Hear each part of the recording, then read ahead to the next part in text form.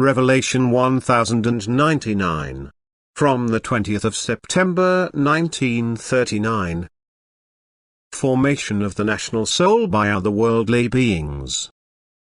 The community of souls of those in the hereafter, who are responsible for the care of the earthly beings, brings to light immensely valuable results, namely in the formation of the national soul, which still recognizes most readily the seriousness of wrong acting and thinking. The more straightforward and unformed the character of a nation is, the more easily it recognizes the worthlessness of the transitory, and the more readily it endeavors to create eternal values.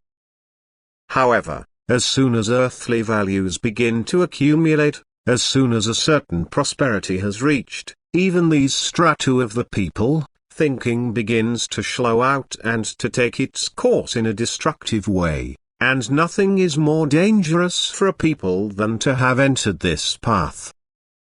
How childlike, humble and prayerful a heart beats towards the Father in heaven, as long as it is not yet burdened with the concern for earthly goods, of which the addiction to accumulate separates the soul of man from the eternal Godhead. And a nation who always and constantly have only one goal of becoming great, strong and powerful, is on the other hand in great danger of becoming spiritually weak, small and low, and this is understandable, because it no longer listens to the voice within, it closes itself to the influences of the underworld, it clings too much to the earthly, to still have contact with otherworldly power. The one who is small in this world and does not complain with thoughts of increasing his earthly possessions, nevertheless enriches himself in such a way that his possessions outlast all times. And therefore the national soul is still the most likely bearer of spiritual power, it is still the most likely to find the way to God, to the Father,